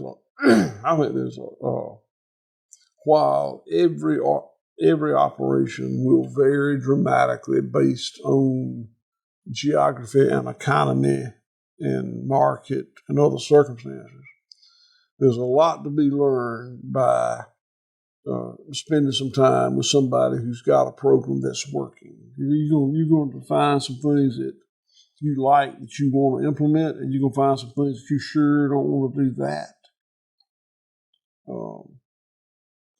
So it's highly. I think it's going to be highly variable. I think that if we could possibly get a lot of these started, it would be very beneficial for the consumer and the producer and the economy, certainly the rural economy. But I think they're going to look very, very different. And I think that, taking the dollar store, build one on every corner, just alike. Starbucks. No. It's not going to be like that. It's not that model. Talking about business, have you got any general business advice for, let's not even think necessarily agricultural, but is there some sound business principles that you have developed, you've picked up, you've adopted or adapted that you could pass on to people? Is there any habits, any rituals in terms of a business approach that you could pass on? I think I'm probably not the person to answer that. I can tell you, what may be the benefit of what I've learned in myself is, I don't think I am a really good businessman. I kind of disdain cash. Explain. So I need enough blood to pump through my body to make my organs work. I don't want an extra 5 gallons of blood that's over here in case I need it. And I realize it's not a good analogy, but I treat money that way. And I need a certain amount of money to be able to pay my bills every Friday. Pay my $100,000 to my employees, pay whatever else we owe, power bill. Our power bill is $25,000 a month. Pay what we owe. But if there's any extra money, I'm sort of looking for something else to do with it. And that has been good for us, and it's also been bad for us in some ways. So when it's kind of interesting. So the rest of my management staff are young people, 20s, 30s. And we meet once a week around this table right here. And I say, all right, I tell you what I think we ought to do. And my daughter will say, oh, shit, Daddy. We're not going to do that, are we? And it's interesting to me because I'm nearly 70 and they're 30 in the 30s. And I always have thought that it was the young generation that had to be kept back and the old man had to be drug followed. It's kind of the opposite here. So, and they're right a lot. Let me say this. I've gone into a number of businesses as part of the farm that didn't work out well. I can tell you, producing black soldier flies, and I think that can work, but it didn't work. I'm still not through with it, but I spent a lot of money and it didn't work. And other things, that I thought was a good idea. So. Do you think that's you, or it's their generation? Are they not standing up? This is not a criticism of anyone or anything. It's just the dynamics. You're the boss. Well, I guess they've got a lot of respect for you, and you're the patron. You're the. I own 100% of the company. Say again. I own 100% of the company. Yeah. So, well, you're that as well. So you make. I guess you ultimately make decisions, but you also the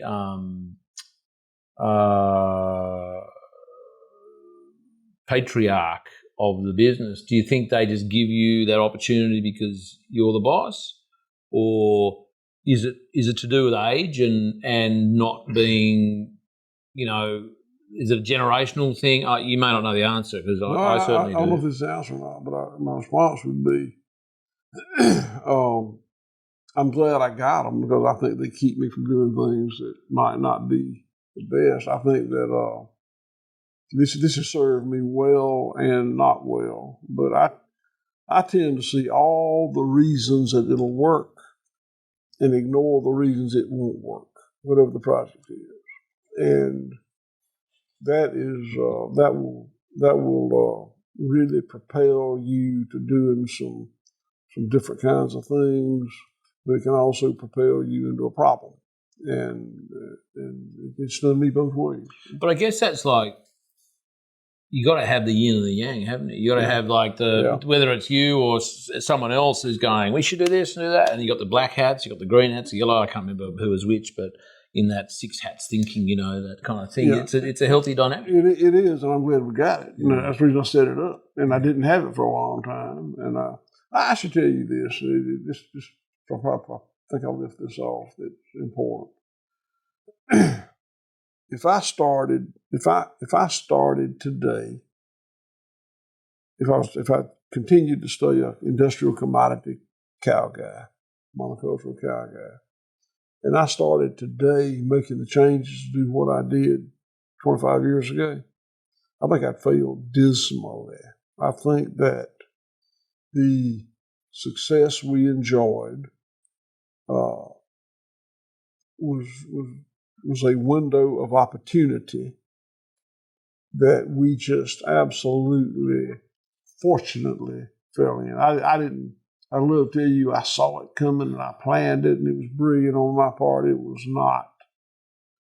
I built I did what I did for the reasons I told you, and I built the slaughter plant to process 50 head a week. That was my goal. And I don't know why I thought that was the right number, but I did. I thought I could get to that level of production on my own without any cows from anybody else at some point, and that's where I wanted to go. So I built it. I spent $2.3 million, I think, building it, and it wouldn't work. At 50 head a week, I was losing money. So I spent another $700,000 to get to about $3 million, and it doubled the capacity. And I just so happened that we had over-engineered some things, and it started making a little money. So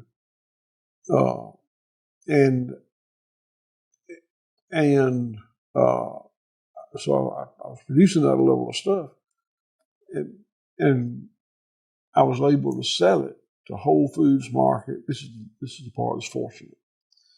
I was able to sell 100 head a week wholesale to Whole Foods Market and Publix. And I sold Whole Foods Market. This is the part about the time. I sold Whole Foods Markets and Publix the first pound of American grass-fed beef that they marketed as American grass-fed beef. And had that opportunity not presented itself, it wouldn't have worked. So that was just pure luck, and I'm grateful for it. But we got to acknowledge it.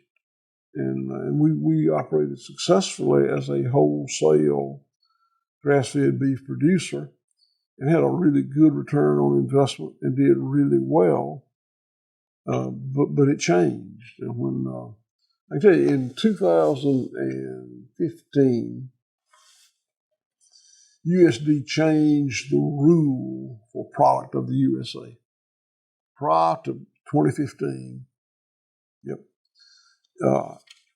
for beef to be labeled product of the USA, the cow had to be born, raised, and slaughtered in the United States, in the 50 states. And in 2015, they changed that rule. My bet is it was Big Meat that promoted that change, but I don't know how that happened. But they changed it so that if value was added in this country, it was a product of the USA.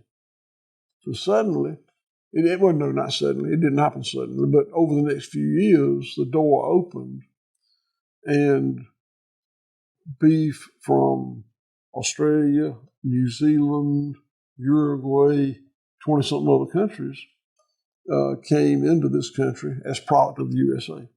Now, I am not jealous of other countries being able to import product into this country. I think it's fine. I'm a free trade kind of guy. But let's be very honest about where it came from. Let's don't say product of the USA. Let's just say product of wherever, and that the consumers use. But when that happened, for some reason, they're able to produce it cheaper in these other countries, or maybe it's just the ability of big meat to shop it in the cheapest place that day. But my margins fell dramatically, and I didn't know if we were going to be able to stay in business or not.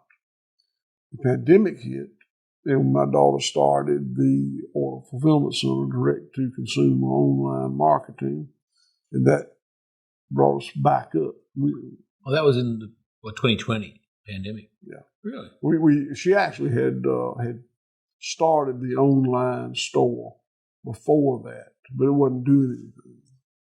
But when and I made a mistake, when the pandemic hit, we sold out of like overnight, in a week.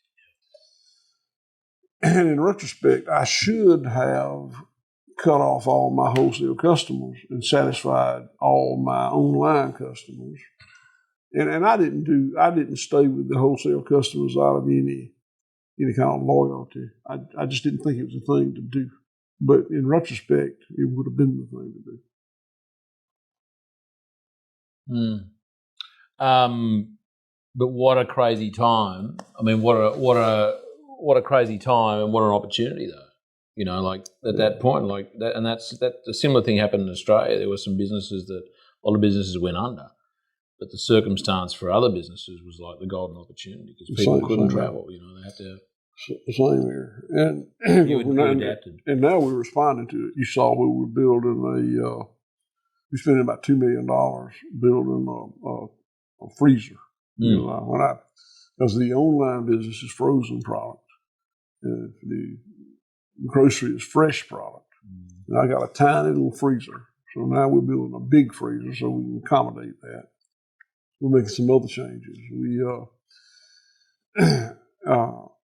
I mentioned the size of the plant, and the size the plant wound up being was the right size, but we've outgrown it now. In 2012 or so, I built a USDA inspected poultry plant, and I made a mistake in it. I overbuilt it. You know, I misread the market and how much pasture poultry I could sell. So it has not been a good investment for us. But now we're going to spend $1 million or so converting it, so I can still process poultry, but I can also process hogs and sheep and goats, and that'll take pressure off my red meat plant, so it'll become just a cattle plant. So I think that's going to be a much better operation for us. It is following the evolution of the market. I mean, the good news is you've actually got two plants. You can adapt the cattle one with some freezing. You know, gets a bit more money, and the poultry you can now adapt to smaller species. I mean, that's cool. Yeah, I'm very pleased that worked out. That worked. And I mean, we got to see it work. And that's another $3 million in expense in investment. But I guess with some numbers and forecasting and I can imagine demand's not going to go backwards. Unless God knows what happens. I'm pretty sure it's going to work, but don't forget, I'm the guy that sees all the I see all the reasons things going to work. Yeah, you're paying the bills, and Well, I'm the optimistic guy in our organization. I'm the one that says, again, I see all the reasons why it'll work. I don't see any of the reasons why it won't work, and I recognize that, and that's the reason when the rest of my staff speak up with obstruction, I listen to them. I was going to say, does that piss you off, or is that you? I guess I'd imagine you respect it and you go, well, it's the the balance. Yeah. And also, I'm almost 70 years old, and there are not a lot of things. From time to time, there are things that I don't want to force them to do something they don't want to do and then die. And then they they need anything we do that's a big deal now.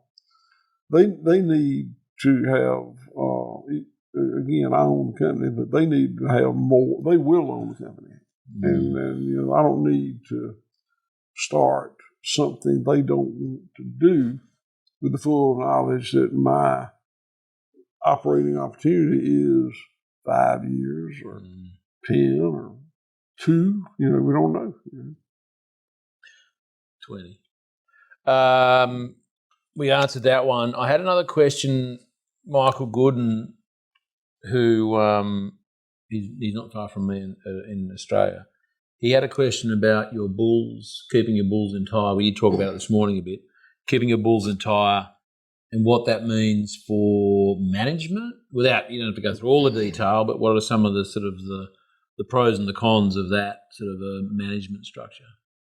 So for those that don't know, sound like this guy knows, for those that don't know, we for the most part, leave bulls intact. For many years, I left bulls intact. I tell people that we castrated everything born on this farm that wasn't named Harris for years. And about 10 or 12 years ago, Whole Foods Market, at the time, was my biggest customer. I don't sell them anymore, but at the time, they were my biggest customer. Embraced the Global Animal Partnership, which is an animal welfare nonprofit. And they set steps 1 through 5. And step 5 was the highest level, and there was no physical alterations. So you didn't cut horns, you didn't castrate. What about? Do you do earmarks? Do you just take a nick out of the ear? No. Not for step 5. So you could put a tag in there. You can put a tag in. Okay. You put a tag in. A little puncher. You can't notch. Which I used to do. Yeah. So the belief is there'll be a premium paid for that if you're at step 5. So I decided I would try it, and it worked really well. I was very surprised. I think I probably had 600 or 700 calves that were born on the farm, and I didn't castrate, so it'd been 300 and something bulls. I didn't castrate them, and I had a lot of trepidation, but it went really well. I mean, I had very little problem, a little pushing, but they were raised together. You wouldn't go to the stockyard and buy from different sources and do that. Those calves that were all raised together, there just wasn't much of a problem. And what the bet, and by the way, they didn't pay me my premium, so it was not a good deal. Why didn't they do that? I don't know. It wasn't much of a premium, but and I don't do business with them anymore. So, but the good news is, I realized that I was actually raising better bulls than I was buying. Now, you've seen my cows, and they're pedestrian, crossbred cattle. They're not show cattle. But if you have 350 bulls to choose from, there's some good ones. And I was buying bulls from people that had 200 mama cows, so they had less than 100 bulls, and they were keeping the 10 best ones. So I wasn't getting the selection was not there. So one of the best things I've done is to save my own bulls for the last 10 or 12 years. And I really like what it's doing to my herd. Their frame score is coming down. I think the girth is going up. I don't have calving problems anymore. I used to artificially inseminate. And Really? I didn't know. How long ago was that back in conventional land? Yeah, back in conventional land. Yeah, back then. Yeah. And I can do it myself. I used to clean up bull, but I ordered semen from bulls that were freaks of nature. Mm. They would have a ribeye as big as my hat. and attributes is a zero-sum game. Yeah. If you do something real well, there's probably stuff you don't do too good. Yeah. Okay. And what this did for me is it allowed me to pick my own bulls that were not freaks of nature, and it also allowed me to have a lot of bulls. I don't know if you'll get into this very deeply or not, but a friend of mine was a Lassiter, and the Lassiters were the originators of the Beefmaster breed. Beefmaster? Really? So, yeah. And he's dead now. But he sent me a handwritten copy of a handwritten document. He had something like 120 mama cows and put about 20 bulls in there with them and bred them.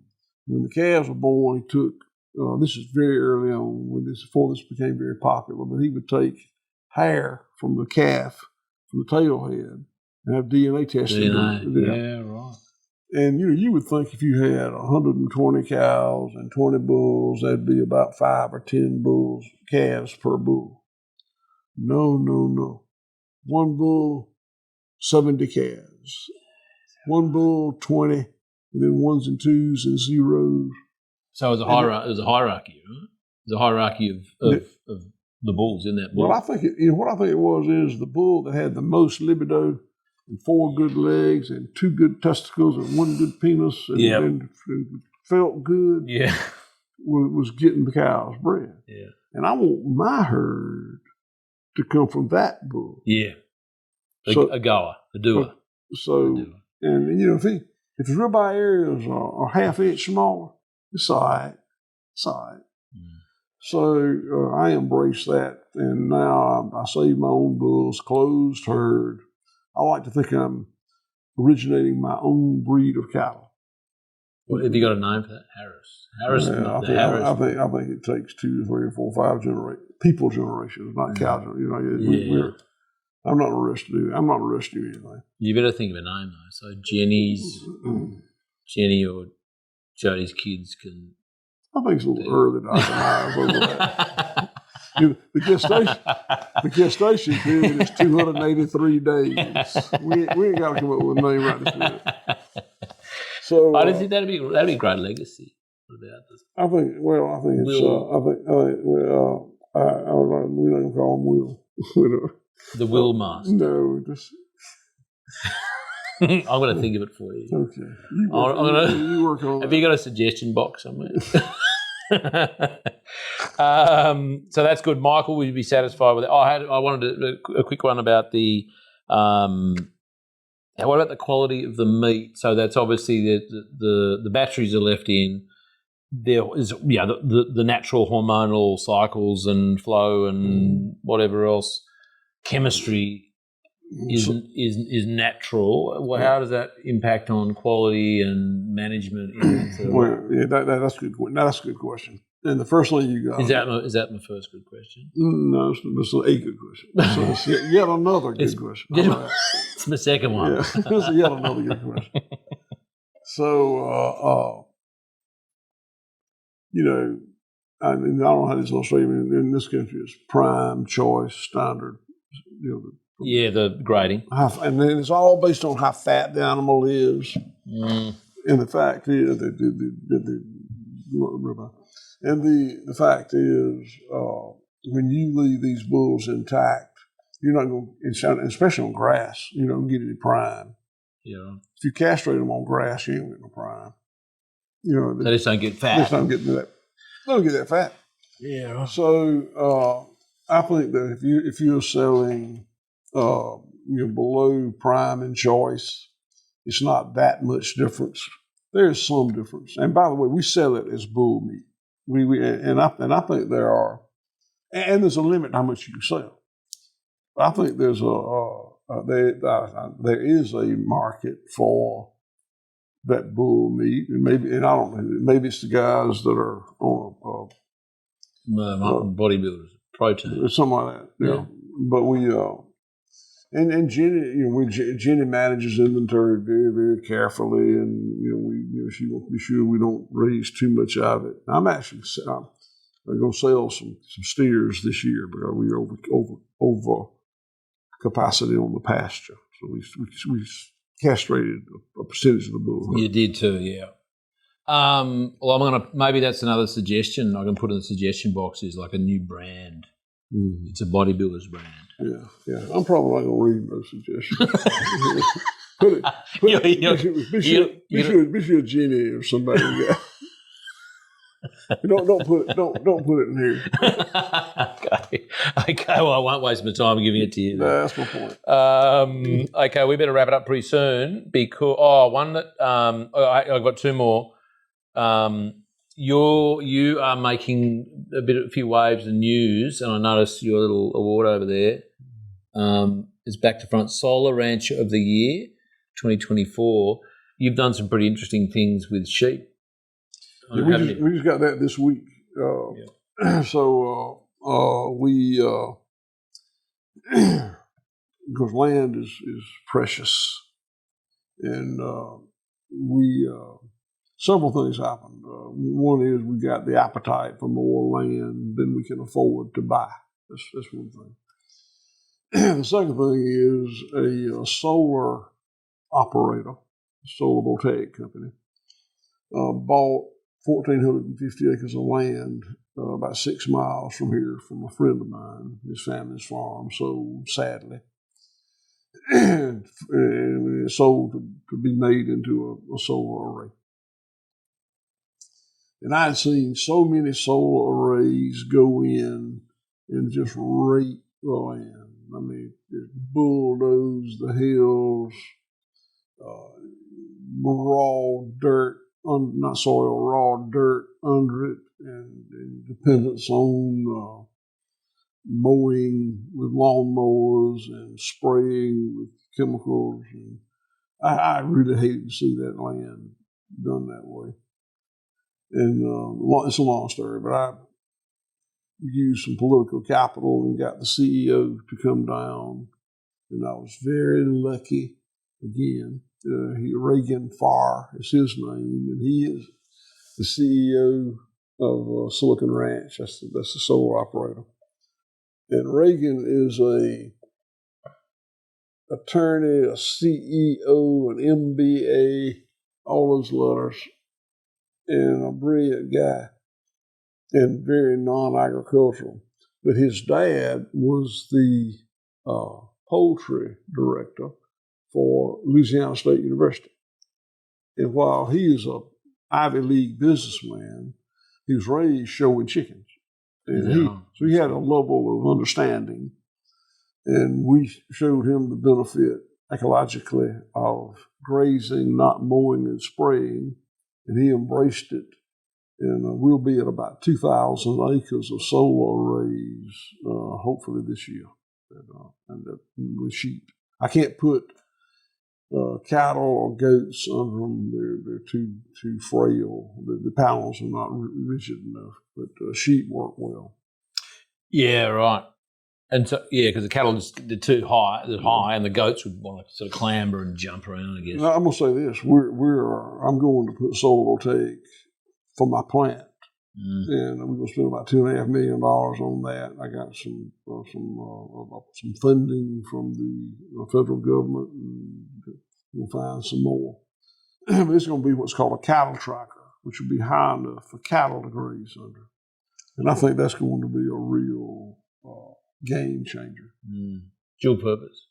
My question around that was, do you know, has anyone done any research on the potential impact of like EMFs, electromagnetic frequencies and so on, like there's a lot of current going through that system on animal behavior, reproduction, health? Is there any Has there been any work done on that? I don't know. Yeah. We've got about 2,000 head. That's a lot of sheep. Under the solar array, and I think we're going to go to about 3,000 head. Of course, the land is degraded with the construction process. So about a sheep per acre is about all it can stand. But as the land improves, we can get the numbers up. But the point is, we've got a good many sheep out there, and I see. I'm not a scientist, and I don't have a control group, but I see no adverse effects. There may be some. I'm not here to tell you, oh, it's fine, just fine. I'm not saying that. Yep. But if they're going to build solar voltaic arrays, this is a heck of a lot better ecologically than the other thing. Well, in some ways, it offsets certainly the impact and may regenerate that disturbance of all that construction and the whole thing. They absolutely do. And keep in mind, you're in the coastal plains of Georgia, and this was a forest. Yeah. And a field with solar panels emulates that forest. Shade. Yeah. A whole lot better than a bulldozed level field of soybeans or peanuts or corn or cotton. Totally. I mean, there's economics behind it as well. Final question, Will. Angelica and I were talking about, as I mentioned before, my favourite thing is our job as parents is to prepare our children to leave us. Do you have any parental advice that you, as a father, as a parent, you can impart? Has there been any tips and tricks or any sort of mantras that you know? I'll ask my wife and get back to you. That's a cop-out. Yeah, no, there must be something. You didn't interact with your daughters a bit. My wife and I have been married to the same woman for 40-something years, 50, 50. Don't tell her I don't know how many, but it's a long time. I'm not going to edit that out. Yeah, she listens to this. She's not going to watch this. I might just it's send too her. long. I might send her this minute. Yeah, I might go to Australia. You're welcome. What I was going to say. Parental advice. Yeah. We have an old-fashioned relationship in that I ran the farm and she ran the house and the family. And she did a really good job. She raised 3 wonderful children. I slept in the house, but I was gone before they got up, and I got home after they went to bed. But 2 of the 3 daughters decided to come back and join the farm, which was a very pleasant surprise for me. But no, I'm just not the best person to give you child raising advice. I'm the best person to give you cow raising advice. Is there any parallels? Probably. Apart from the castration bit. Probably is right. I didn't castrate any of my children. They were girls. They were girls. Lucky for them. Yeah. Okay, so we'll defer. We'll defer to your lovely wife. We're going to wrap it up. That's been a while. What I'm going to do is take a section out of that, and I made some little notes there. We're going to put that into a separate little thing for about 20, 30 minutes. It'll go to a subscription, our subscribers, and they'll get that separate to the rest of it. And if you're happy to, we'll definitely need a break now. We might turn that air conditioner back on for a minute. I just want to do 10 minutes of a quick Q&A. It's some standard little questions, but let's have a break. And can I just say what an absolute honour and joy it's been, and I'm surprised because I didn't know you well enough up to the point of being here yesterday, but now your generosity in your time, your wisdom, it's clear this community is a result of your generosity in so many different levels. We had such an interesting drive around today. Our chats last night, our chats at lunch. I can't thank you enough for the time you've put aside to speak with me and my family and to capture this gold. So I just can't. I don't know how. Oh, you know what? I was going to bring. I've got them in the house down there. You know, have you had a Tim Tam biscuits? They're a chocolate biscuit. Oh, you're in for a treat. Good. So my grandfather invented this biscuit called the Tim Tam. It's a chocolate biscuit.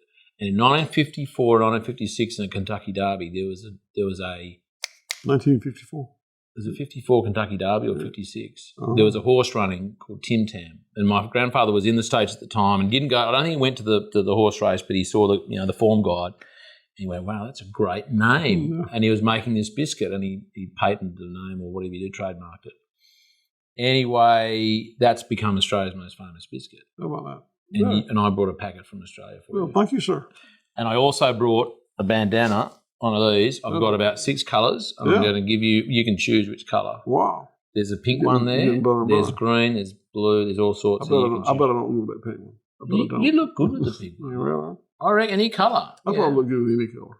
You are. You'd be good with any of it. So that's my little bit of generosity to you. Oh, you got one there. Yeah. Is that your hanky, or do you dab it down? Yeah, it's more like that. Yeah. Wipe it down. I notice you haven't. It's getting warm in here, and you haven't used it. We used it. You just sneaky one, Sam. Sneaky little dab. Yeah. I swear it's getting warm in here. Let's leave it there, Will. If we can do another quick 10 minutes after you've had a little rest or a little stretch, and then you are officially released from your duties, and I again so appreciate the time. Thank you so much for coming. Will, legend, thanks so much. If you enjoyed this episode, we'd love your support by subscribing, rating and reviewing The Regenerative Journey on your favourite podcast platform. You help us reach more people and keep the show thriving for seasons to come. Each time you listen, you're choosing to make a positive shift in your own world. And if an episode speaks to you, please pass it on to friends, family or communities who might be inspired too. For more details and episodes, visit www.charliearnott.com.au.